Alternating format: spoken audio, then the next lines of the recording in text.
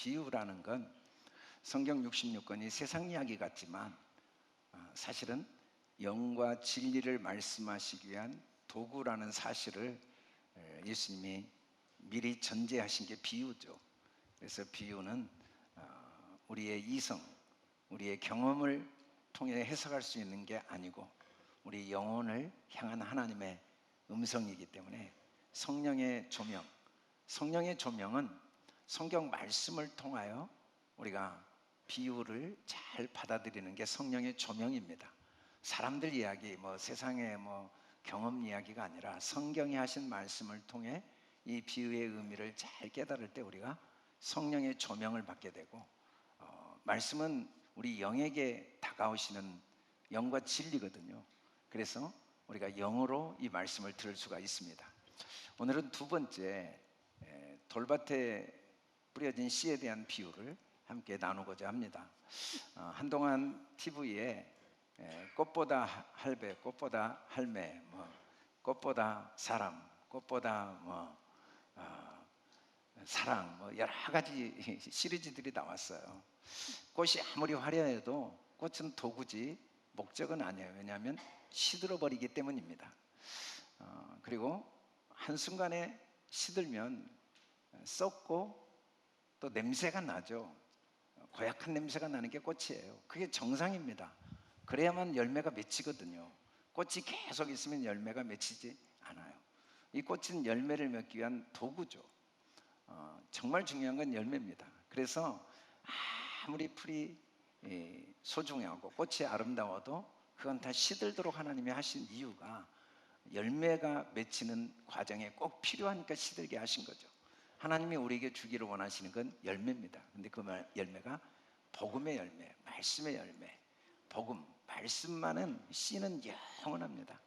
씨는 천년 만년이 지나도 날로 더 아름답고 더 풍성하고 더 광대해지는 속성을 갖고 있는 게 씨여서 하나님은 우리에게 씨를 주심으로 우리 삶이 아름답고 영광스럽고 더 높고 깊고 광대하기를 원하십니다. 이때 이 복음의 말씀이 맺는 씨를 오직 성령의 열매죠. 같이 한번 읽어볼까요? 시작. 오직 성령의 열매는 사랑과 희락과 화평과 오래 참음과 자비와 양성과 충성과 온유와 절제니 이 같은 것을 금지할 법이 없느니라.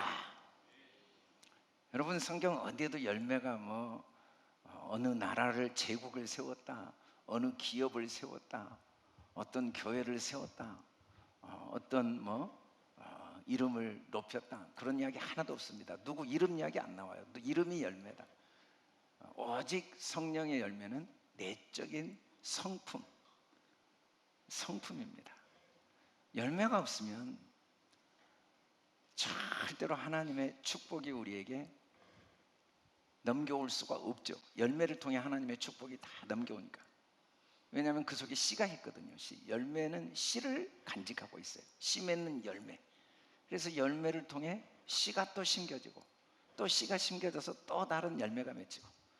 그래도 우리는 인생의 최고의 축복이 열매라는 걸 그렇게 들어도 잊어버리고 하루를 시작하고, 하루를 마치면서 오늘은 나는 진짜 열매 맺는 하루였나, 관심이 없이 하루를 보내요.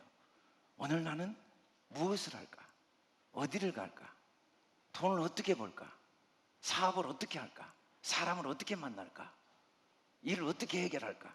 문제를 어떻게 해결할까? 로 눈을 뜨고 하루를 시작해서 오늘은 돈을 얼마 벌었네? 문제를 뭘 해결했네? 어떤 사업을 이뤘네?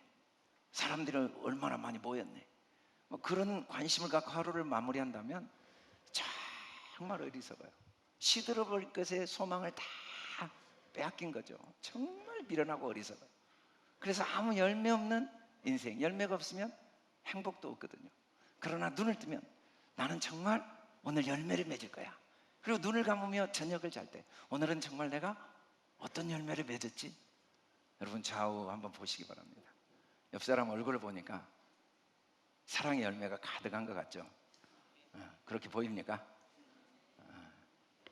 그러면 자기 자신 한번 보시기 바랍니다. 여러분 안에 어떻게 온유의 열매가 있으신가요? 화가 안 나, 화가.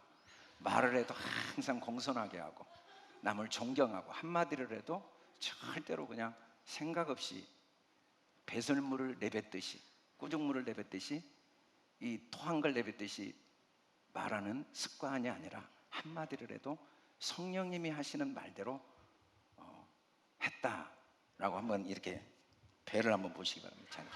뱃속에 이 성령의 열매가 충만해서 이 썩은 오물이 하나도 없고 오늘 한마디를 해도 항상 혼자 있을 때건 사람이 있을 때건 없을 때건 여러분 성령의 열매는 가까운 사람에게 제일 가까운 사람 제일 익숙한 사람에게 하는 말이 진짜 내가 맺고 있는 열매입니다. 교회 와서 목사님에게 하는 말, 단상에서 하는 말, 아무 의미가 없어요. 제일 가까운 부모, 형제, 또 아내, 남편에게 내가 평소에 하는 말이 내 속에 있는 열매예요. 얼마나 온유한지, 얼마나 겸손한지, 그 열매가 얼마나 나를 행복하게 하고 나를 보배롭게 하고 나의 삶을 값지게 하는지를 주님은 아시기 때문에 우리에게 열매 맺기를 간절히 원하세요. 우리 좌우에서 열매 맺읍시다. 성령의 열매 맺읍시다. 하루를 살아도 성령의 열매 맺고 삽시다. 아멘. 두 번째 열매는 한 영혼이 주님께로 인도함을 받는 거죠. 그건 내 안에 성령의 열매가 맺어지면 주님이 내 안에 들어오셔서 나를 통해 또 다른 사람을 주님께 인도하게 되는, 이보다 아름다운 게 어디 있겠습니까? 물론 우리가 살다 보면 경제적인 여유가 있을 수 있어요. 경제적인 어려움에 처할 수 있습니다. 살다 보면 나의 능력이 발휘될 때가 있고 나의 무능이 드러날 때가 있고 살다 보면 나의 이 장점, 강함이 드러나고 약점, 약함이, 허물이 드러날 때도 있어요. 괜찮아요.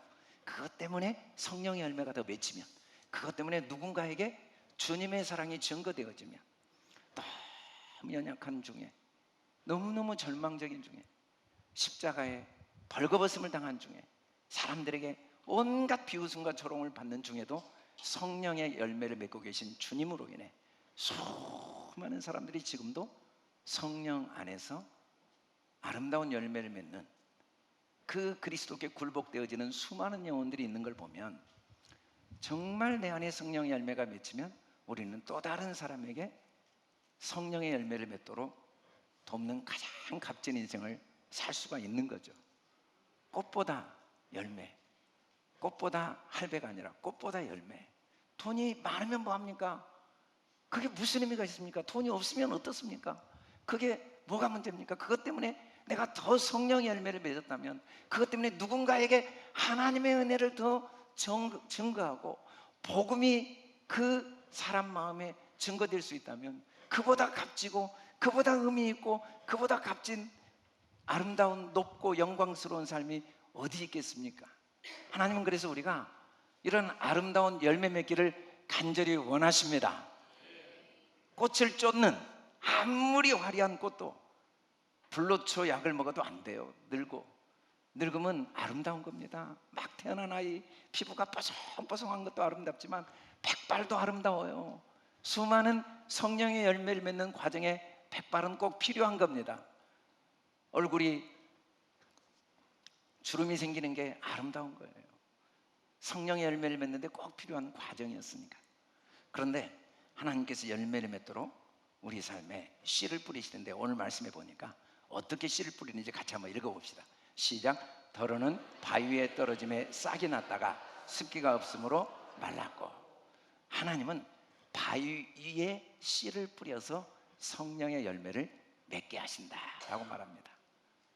바위 위라는 말이 성경에 어떻게 우리에게 소개되는지, 마태복음에서는 돌들이 많은 곳 위에 씨를 뿌리셨다고 말씀을 하세요. 바위는 에벤이라는 이 히브리 그림 문자는 다른 말로 하면 돌이죠, 돌. 그런데 돌 위에 씨를 뿌렸다라는 의미를 모세를 통해 하나님이 우리에게 교훈하고 계시죠. 같이 한번 읽어볼까요? 시작. 여호와께서 모세에게 이르시되 너는 산에 올라 내게로 와서 거기 있으라. 내가 그들을 가르치도록 내가 율법과 계명을 친히 기록한 돌판을 내게 주리라. 율법과 계명을 친히 기록한 돌판이 뭔가 봤더니 언약의 말씀이 기록된 10계명이 기록된 돌판, 이 돌판이 바로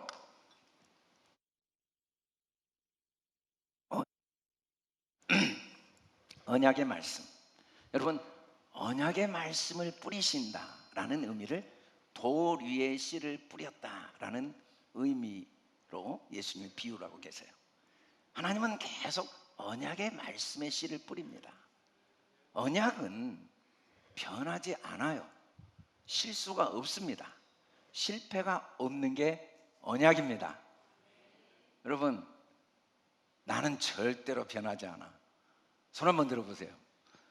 제가 실수로 들었네요. 저도 손 들면 안 되는데. 절대로 실패한 적이 없습니다. 손 한번 들어보세요. 우리 이성 기자님 손 들으셨네요. 한 번도 실패하시지 않고 여기까지. 금방 손 드셨죠? 손 안 드셨어요?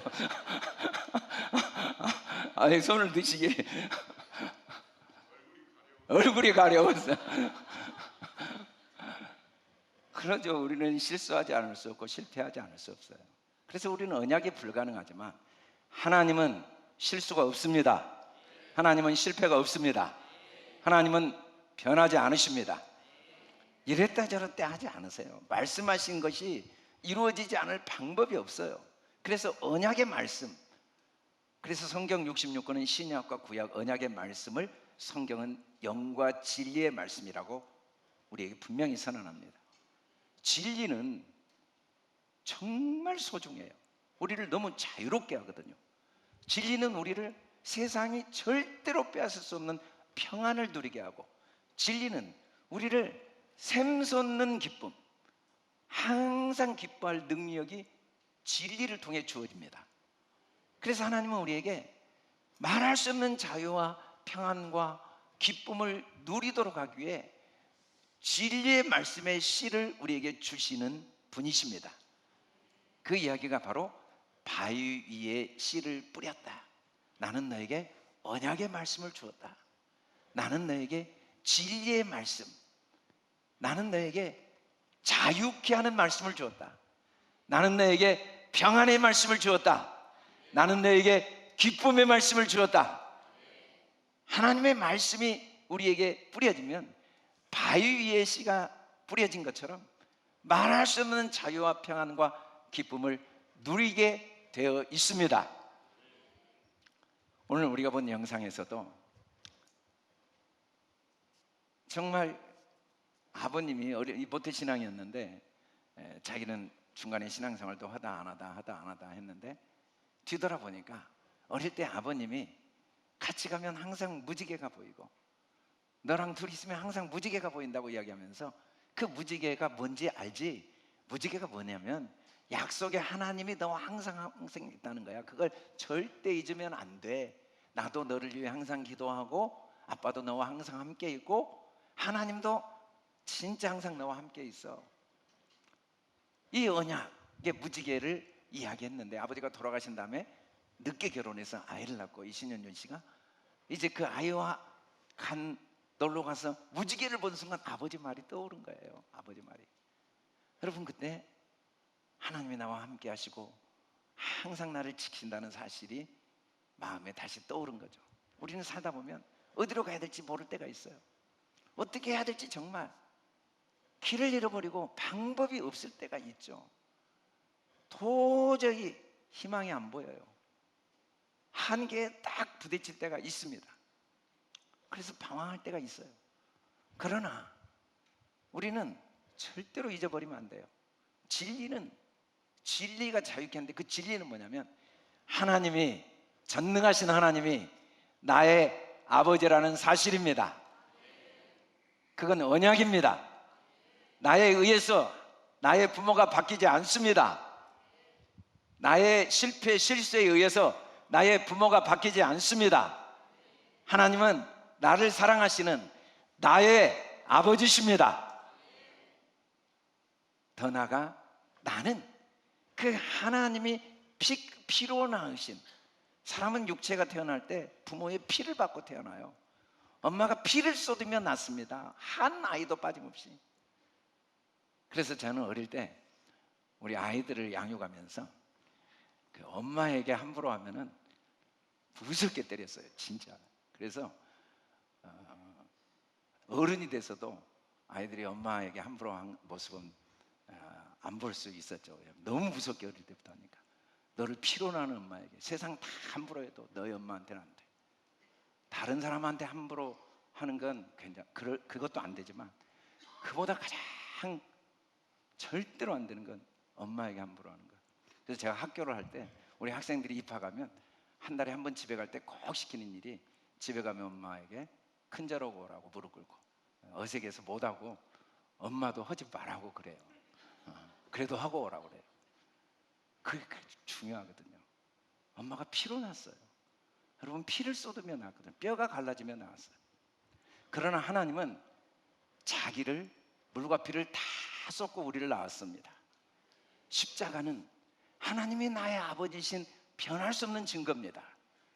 나는 그의 보배롭고 존귀한 하나님의 아들인 증거입니다. 이 진리가 우리를 자유케 합니다. 이건 언약입니다. 변할 수 없습니다. 실패하지 않습니다. 실수하지 않습니다. 그래서 우리는 이 언약을 항상 마음에 새겨야 되죠. 왜냐하면 주님은 돌밭에 씨를 뿌리시니까, 언약의 말씀을 우리에게 끊임없이 주시니까. 성경 66권은 신약과 구약 언약의 말씀입니다.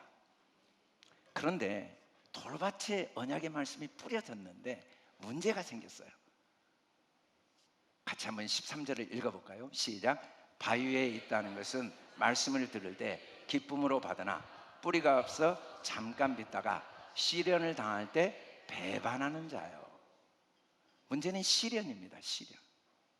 그런데 이 시련을 당할 때 배반하는 자요라는 말씀을 마태복음에서는 뭐라고 하는지 같이 읽어봅시다. 시작. 해가 돋은 후에 타서 뿌리가 없으므로 말랐고. 따라서 해봅시다. 해가 돋은 후에 시련을 당할 때. 시련과 해는 똑같은 단어예요. 여러분, 식물이 자라는데, 생명체가 자라는데 햇빛은 필수 불가결한, 반드시 있어야 될 요소입니다. 햇빛이 없으면 반드시 죽어요. 어떤 식물도 햇빛 없이 열매 맺을 수 없는 것처럼 어떤 사람도 언약의 말씀이 뿌리를 내려 열매를 맺으려면 시련이 반드시 필요합니다. 시련이 문제가 아닙니다. 시련은 햇빛과 똑같습니다. 그래서 마태복음 13장 17절에 보면 이 시련이 정확히 뭔지를 우리에게 좀 더 설명을 구체적으로 해줘요. 같이 한번 읽어봅시다. 시작. 말씀으로 인하여 환난이나 박해가 일어나는 때에는 곧 넘어지는 자요. 이 시련은 말씀으로 인하여 환난과 박해가 일어나는 겁니다. 여러분, 우리가 살다 보면 사기도 당하고 질병도 갑자기 찾아오고 경기가 갑자기 변해서 사업이 망하기도 하고 인간관계의 오해와 갈등으로 관계가 깨어지는 시련과 환난도 있습니다. 그런데 문제는 뭐냐면 그런 시련과 환난이 문제가 아니라 진짜 말씀이 문제예요. 여러분, 우리가 교회 나온 이유가 뭐예요? 복 주시겠다고 그래서 왔잖아요. 나 경제적으로 어려운데 주님 믿으면 해결해 주신다고 하니까, 아픈 몸을 치료해 주신다고 하니까 나왔어요. 그런데 문제가 해결이 안 돼요. 또 사기당했어요. 기도 열심히 했는데 또 사업이 망했어요. 주님을 열심히 순종하고 따라왔는데, 주를 위해 충성을 다했는데 몸에 병이 왔어요. 그때 문제는 말씀이에요. 말씀. 그런데 말씀은 나보고 감사하라네요. 화가 나 죽겠는데 나보고 용서하래요. 나보고 회개하래요.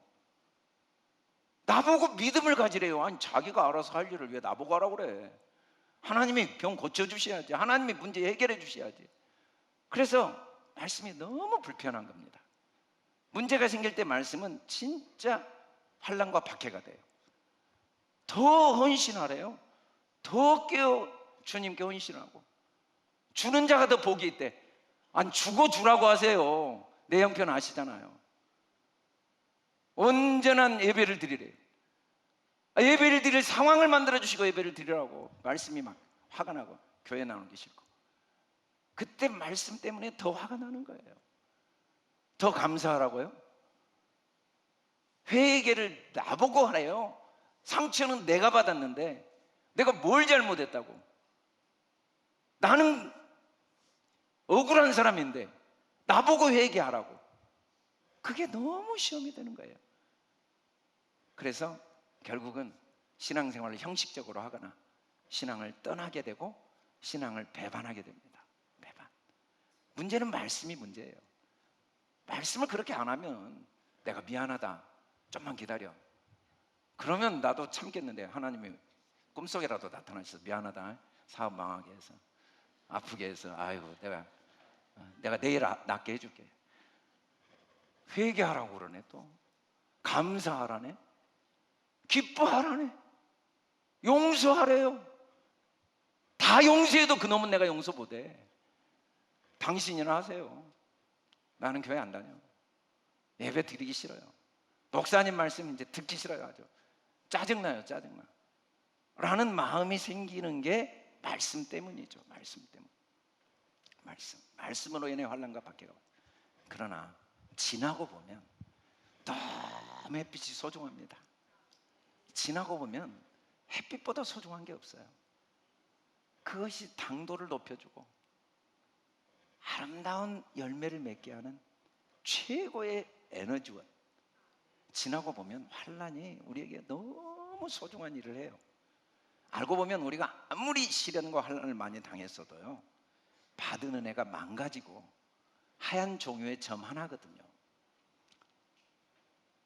제 아내가 이야기하기를 원치 않지만 제가 옆에서 보니까 작은 금이 갔는데 뼈에 4주 내내 고생하더라고요.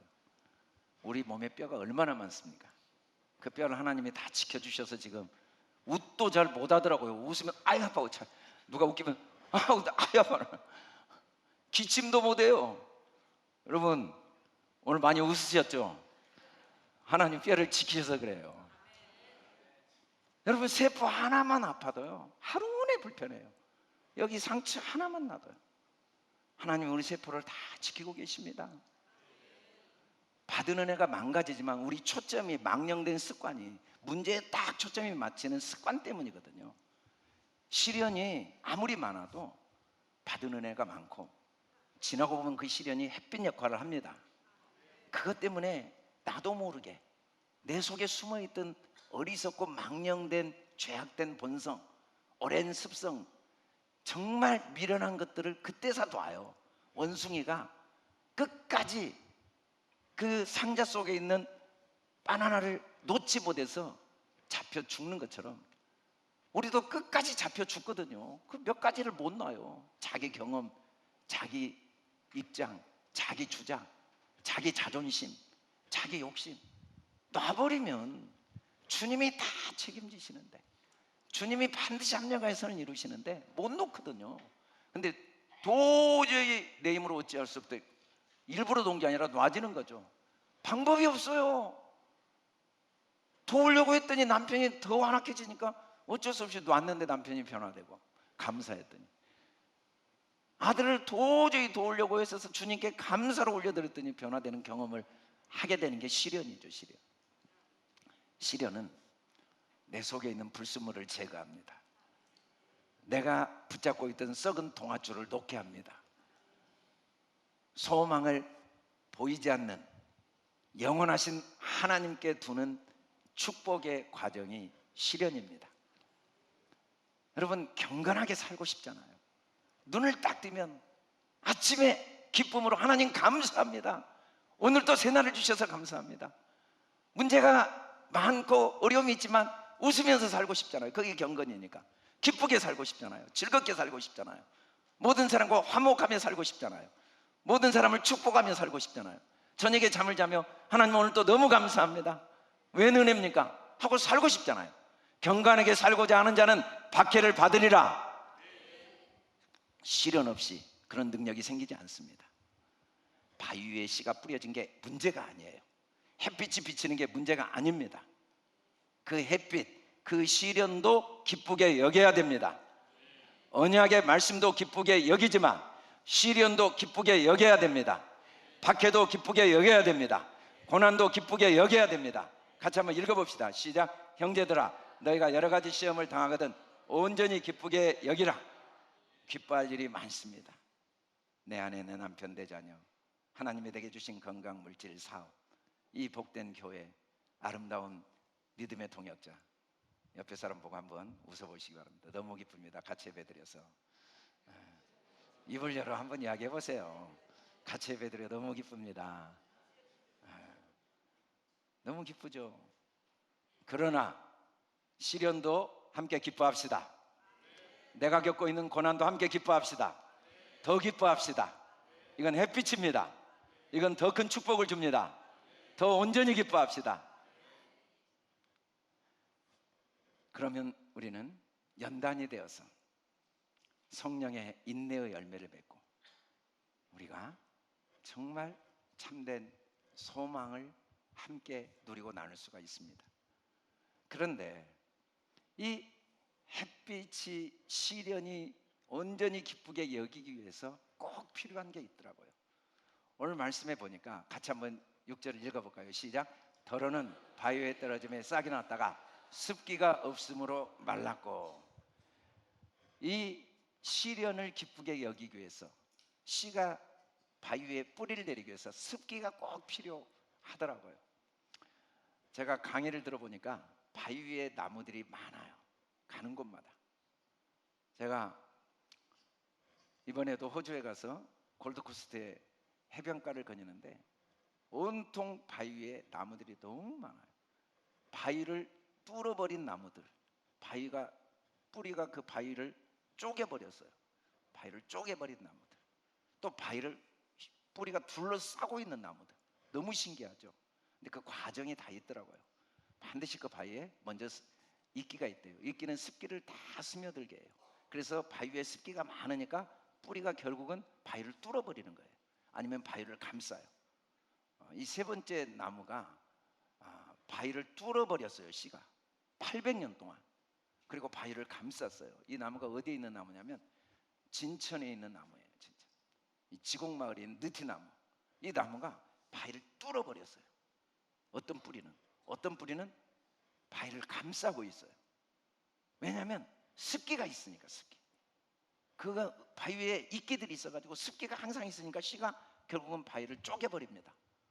바위를 감싸요. 바위 위에 떨어진 게 문제가 아니에요. 습기가 있느냐 없느냐가 문제예요. 습기만 있으면 아무 문제가 없죠. 습기가 있다는 게 뭔 말이냐면 하나님이 이른 비와 늦은 비를 적당한 때에 꼭 내려주세요. 그런데 아무리 내려주셔도 그걸 흡수를 못하면 아무 소용이 없어요.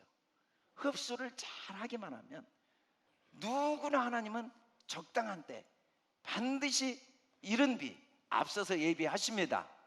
늦은 비 모든 걸 합력하여서는 이루어 주십니다. 아무것도 염려하지 않고 앞을 향해 전진하다가 실수하고 실패해도 늦은 비 그 모든 걸 합력하여서는 이루어 반드시 축복하십니다. 근데 그걸 흡수하느냐 못하느냐. 땅 위에 자주 내리는 비를 흡수하여 밭 가는 자들이 쓰기에 합당한 채소를 내면 하나님께 복을 받고, 흡수를 못하면 소용이 없어요. 어떻게 흡수하는지 우리 출애굽기 17장 6절을 같이 한번 읽어봅시다. 시작. 내가 호렙산에 있는 그 반석 위에 거기서 내 앞에 서리니 너는 그 반석을 치라. 그것에서 물이 나오리니 백성이 마시리라. 내가 호렙산에 있는 반석에 거기에 내 앞에 있어서 반석을 치라. 이 반석이 쭈르 반석입니다. 반석에는 종류가 많아요. 돌 위에 율법을 새겼다는 반석은 에벤이란 말이 반석이지만 아버지와 아들이에요. 아부가 아버지고 벤이 아들인데 아버지와 아들을 히브리어로 반석이라고 하죠. 그래서 돌 위에 말씀을 주셨다는 말은 너는 내 아들이고 나는 네 아버지다 라는 언약이 성경 66권으로 우리에게 주어졌다는 거고, 그 언약의 말씀이 우리에게 촉촉하게 늦은 비 이른 비로 뿌려지기 위해서, 습기가 항상 물이 나기 위해서, 그 반석에서 물이 나오기 위해서는 반석을 쳐야 됩니다. 이때 반석은 쭈르 반석이에요. 쭈르 반석을 쳐라. 이 쭈르라는 말이 반석이기도 하지만 원어를 보면 그 어근을 보면 속박하다, 공격하다, 괴롭히다, 애워싸다. 여러분, 모든 인생의 문제는요, 문제가 하나도 없어요. 우리의 생각이 나를 속박하고 있어요. 나를 공격해요. 내 생각이, 내 경험이, 내 지식이 나를 괴롭히고 나를 에워싸고 있어요. 내가 알고 있는 지식, 내 경험이 안 돼, 힘들어, 억울해, 짜증나, 화가 나, 방법이 없어, 실패했어, 틀렸어, 나 같은 것이, 이것들이 전부 쭈르 반석입니다. 이것들이 나를 꽉 붙잡고 있어요. 너는 못생겼어, 너는 능력 없어, 너는 방법이 없어, 너는 희망이 없어. 네가 살아온 과정을 생각해봐. 네 주제에 뭘 바래? 이 쭈루가 우리를 꽉 붙잡고 있어요. 아무리 문제가 많아도 생각이 이걸 딱 쳐버리면, 왜 내가 문제가 많아? 하나님이 내 아버지인데. 왜 내가 방법이 없어? 하나님이 나와 함께 하신대. 왜 내가 길이 없어? 주님이 내 길이신데. 왜 내가 실패했어? 주님은 합력하여서는 이루신대 하고 반석을 쳐버리면 내 속에 있는 쭈루, 이 쭈루 반석은 하루아침에 생긴 게 아닙니다. 내가 만든 게 아니에요.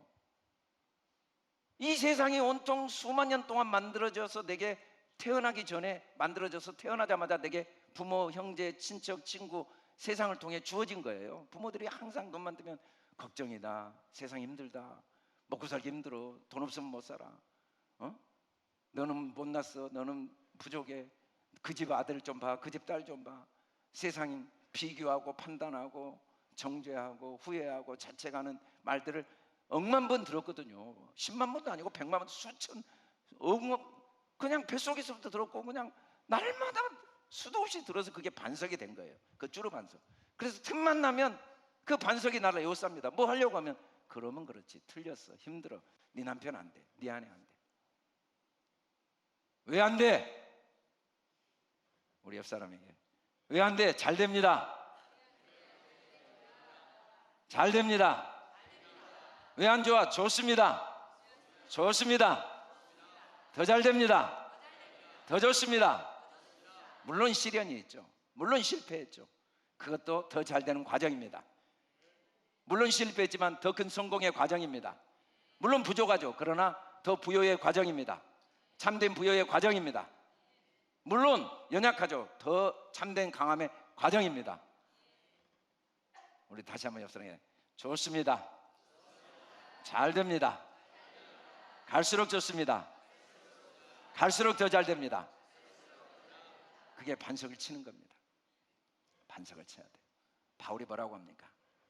내가 내 몸을 쳐 복종케 함은 내가 남에게 전파한 후에 자신이 도리어 버림을 당할까 두려워함이라. 내 몸을 쳐라고 할 때 육신의 몸이 아니에요. 이 쭈루 반석, 나에게 오래 뿌리 내린 습성, 내 이 오랜 경험, 내 지식, 내 감정은 다 쭈루 반석입니다. 감정이 나를 괴롭히거든요. 감정이, 이 싫은 감정, 불편한 감정, 억울한 감정,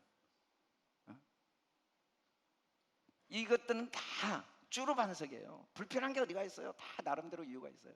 부족한 게 어디가 있고, 억울한 게 어디가 있고, 문제가 어디가 있어요. 다 주님이 하신 일입니다. 물론 감옥에 가면 안 되지만 그래도 그것도 주님이 하신 일입니다. 물론 노예가 된다는 건 있을 수 없는 일이지만 그래도 주님이 하신 일입니다. 총리가 되는 거, 갑자기 총리 되면 어쩌라고요? 그러나 그것도 주님이 하신 일입니다. 그때마다 불편함과 원망과 낙심과 자책과 후회가 오면 지팡이로 쳐야 됩니다. 반석에 서서 반석을 쳐야 됩니다. 아니야. 내 몸을 쳐 복종하면 습기가 마르지 않습니다. 아멘. 특별히 정말 중요한 건 반석을 치는 게 중요한 게 아니에요. 습기가 마르지 않게 해서 주님이 뭐라고 하셨는지 같이 한번 읽어봅시다. 시작. 지팡이를 가지고 내 형 아론과 함께 회중을 모으고 그들의 목전에서 너희는 반석에게 명령하여 물을 내라 하라. 내가 그 반석이 물을 내게 하여 회중과 그들의 짐승에게 마시게 할지니라. 똑같은 사건이 성경에 2번 나와요. 출애굽기 사건은 출애굽한 그때 물이 없다고 모세를 막 돌로 쳐 죽이려고 합니다. 하나님이 반석을 쳐서 물을 마시게 합니다. 40년 광야 생활이 끝났어요. 그리고 가나안 땅에 들어가기 직전에 또 불평을 합니다. 또 물이 없다고 원망하고 불평합니다. 그때 주님이 모세에게 뭐라고 합니까? 형 아론, 회중 다 모이게 해라. 그리고 그들이 보는 앞에서 반석에게 명령해라. 반석에 명령. 그러면 반석이 물을 낸다. 이제 반석 칠 필요가 없고 명령해라. 이때 이 반석은 세라 반석입니다. 쭈루 반석이 아니에요. 세라 반석. 이 세라라는 말이 높다, 강하다, 우뚝 섰다라는 동사 어근에서 나온 반석. 이 반석을 명하라는 말은 높은 걸 명해라, 강한 걸 명해라, 우뚝 솟은 걸 명해라, 그렇게 명령해라, 그렇게 선포해라. 그러면 물이 나온다. 왜? 주님이 십자가에서 다 이루어졌습니다. 우리가 진짜 반석을 치는 목적은 반석을 명하기 위해 치는 거지 치는 게 목적이 아니에요. 회개하는 건 회개가 목적이 아닙니다. 회개가 목적이 아니고 올바른 선포가 목적입니다. 용서는 용서가 목적이 아니고 올바른 사랑이 목적입니다. 여러분, 죽는 건 죽는 게 목적이 아니라 올바로 살게 하기 위한 목적입니다. 죽어야 진짜 살아납니다. 포기는 진짜 포기가 아니라 참된 소망을 갖도록 하고 참된 능력을 갖도록 하기 위해 포기한 겁니다. 그래서 자책과 후회, 낙심, 그게 회개가 아니에요. 진짜 올바른 선포가 회개입니다. 하나님이 나의 아버지시다. 하나님이 나와 함께 하신다. 명령해야 됩니다. 근데 모세는 어떻게 합니까? 반석을 2번 칩니다. 하나님은 그걸 나를 믿지 아니하였다라고 말해요. 여러분, 우리는 믿어야 됩니다. 믿으면 성경에서 말씀하신 것처럼 우리 배에서 생수가 흘러 넘쳐서 습기가 마르지 않습니다. 반석에 뿌리를 내리고 100년, 200년, 1000년, 만년 열매를 맺게 됩니다. 믿으면 됩니다. 믿어야 됩니다. 그런데 반석을 명하는 일이 얼마나 어려운가. 40년 훈련을 시켰어요. 40년 훈련. 하루아침에 되는 게 아니에요. 아무나 되는 게 아닙니다. 그게 규율과 율례입니다. 그게 법도예요. 수없이 많은 법도. 우리가 잘 아는 예화가 있죠. 이 호랑이와 토끼. 호랑이가 너무 배가 고파서 아주 죽을 지경이 헐떡이고 드디어 토끼를 만나서 이 배고픔을 해결하기 위해 딱 잡아서 그냥 한 입에 딱 넣으려고 했더니 토끼가 자기를 딱 보더니 뭐라고 합니까? 이것도 아새끼야. 토끼가, 호랑이가 너무 당황해가지고 한 번도 못 들은 말이야. 자기가 모르게 놔버린 거예요. 이거 뭐지? 이거 뭐지? 그 배가 너무 고파가지고 다시 이제 돌아다니다가 또 토끼를 잡은 똑같은 토끼였어요. 딱 잡으면 똑같아. 딱 보더니 나야 새끼야. 너무 놀래가지고 토끼가 놓고 이제 배를 쪽쪽 그런 거죠. 며칠이 지난 다음에 이번에는 절대 내가 실수 안 하리. 아니 어떻게 내가 토끼한테 당해. 절대 안 당한다고 결심을 하고 가다가 새로운 토끼를 만나서 드디어 딱 잡아서 먹으려고 그랬더니 그 토끼가 뭐라고 했겠습니까? 호랑이가 기절해버렸어요. 소문 다 났을 게야. 바로 기절해버렸어요.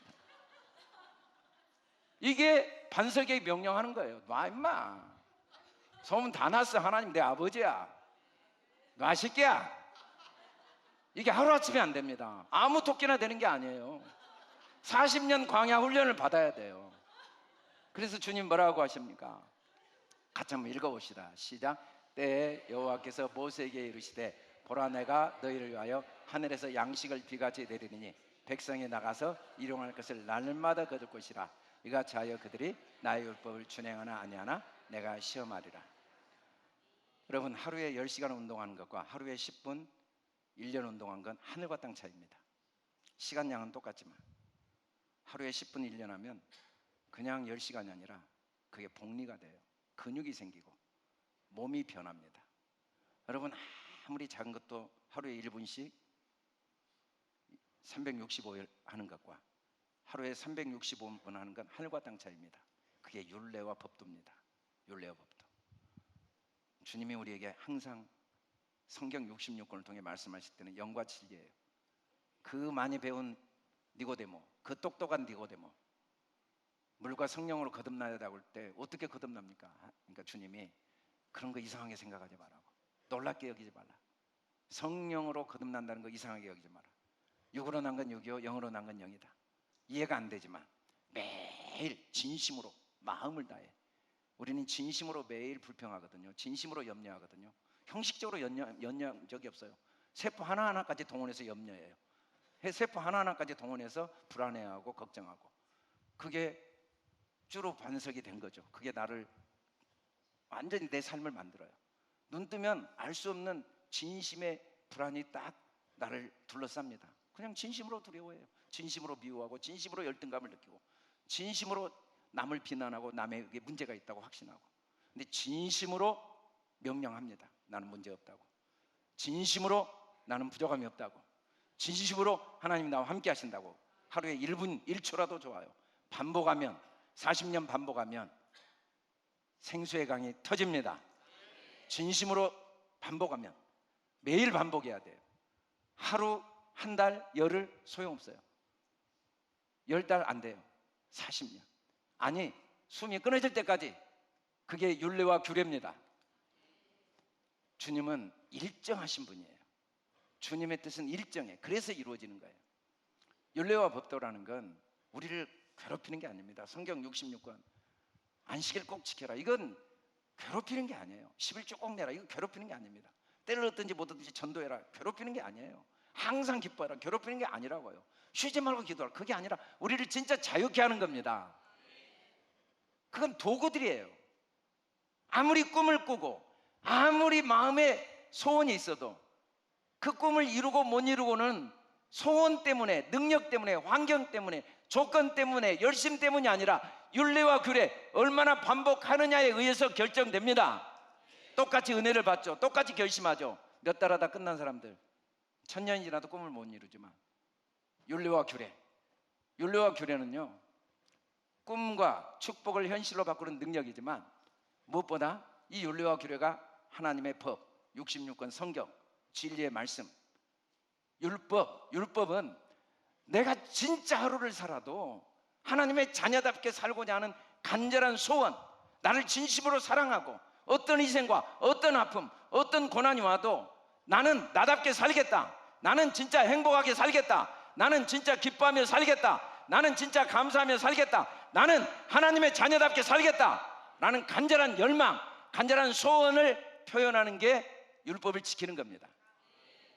그 소원 때문에 아무리 화가 나도 기도하는 거예요. 아무리 낙심이 돼도 감사하는 거예요. 그 소원 때문에 아무리 사람들이 너 하나님의 아들이면 내려와고 비웃고 뺨을 때리고 조롱해도 끄떡 않고 끝까지 감사하는 겁니다. 끝까지 하나님의 자녀야, 나는 승리자야 라고 선포하는 건 진정한 하나님에 대한 사랑, 진정한 자기에 대한 사랑, 진정한 자기 삶에 대한 사랑 때문에 포기를 못하는 거예요. 여러분, 새벽기도 열심히 하려고 해서 해보세요. 얼마나 새벽기도가 괴로운지. 주일예배 안 빠지려고 해서 한번 안 빠져보세요. 얼마나 괴로운지. 주님 앞에 온전한 예물을 드리려고 해보세요. 얼마나 그게 부담스러운 계명인지. 그러나 진짜 주님을 사랑하고 나를 진짜 사랑해보세요. 나 괜찮아. 누가 뭐래도 난 나답게 살 거야. 나 진짜 진리 안에 자유롭게 살 거야. 누가 뭐래도 나 행복하게 살 거야. 나 하루를 살아도 진짜 하나님의 자녀답게 살 거야 하면은 끝까지 지키게 됩니다. 어떤 희생과 어떤 아픔이 있어도 기도합니다. 예배 드립니다. 감사합니다. 찬양합니다. 순종합니다. 전도합니다. 하라고 해서 하는 게 아니에요. 그게 명하는 겁니다. 그리고 진리를 바랍니다. 나는 행복합니다. 나는 은혜로 삽니다. 나같이 행복한 자가 어디 있습니까? 은혜 아닌 게 어디가 있습니까? 그리고 기뻐합니다. 그래서 규율은 억압이 아니고 감정과 환경을 초월하게 하는 하나님의 능력, 이게 규율이에요. 그게 바로 반석에게 명령하는 겁니다. 매일 눈을 뜨면 연습해 보는 거예요. 눈을 뜨면 눈 뜨자마자 하나님 아버지 감사합니다. 나는 아버지 아들입니다. 나는 행복합니다. 진심으로. 나는 부족함이 없습니다. 여호와가 나의 복자시니. 나는 능력자입니다. 나는 지혜자입니다. 나는 섬기는 사람입니다. 나는 축복의 통로, 복의 근원입니다. 우리 명령합시다. 선포합시다. 내 아내는 복의 근원입니다. 내 남편은 복의 근원입니다. 내 아들은 복의 근원입니다. 하나님의 아들입니다. 이 시련도 하나님의 축복의 과정입니다. 하나님이 내 아들을 사랑하고 내 딸을 사랑하고 이 세상을 사랑합니다. 내 사업을 하나님이 축복하십니다. 우리 교회를 축복하십니다. 내 인생을 축복하십니다. 내 남편을 주님이 목숨을 주어 사랑합니다. 그래서 나도 사랑합니다. 나도 감사합니다. 내 자녀를 축복합니다. 내 부모를 공경합니다. 그렇게 명령합시다. 그렇게 선포합시다. 나는 부족함이 없습니다. 그렇게 선포합시다. 나는 넉넉히 이긴다. 선포합시다. 그래서 습기가 마르지 맙시다. 반석에 뿌리가 내려 열매를 맺는 저와 여러분 될 수 있기를 주님의 이름으로 축복합니다. 우리는 진짜 토끼가 돼야 돼요. 어떤 사자 호랑이 만나도 나 이 새끼야, 나야 새끼야, 소문 다 났어 새끼야. 날마다 선포합시다. 할렐루야. 우리 다 같이 일어나 크게 5번 선포하고 찬양하기 전에 내일부터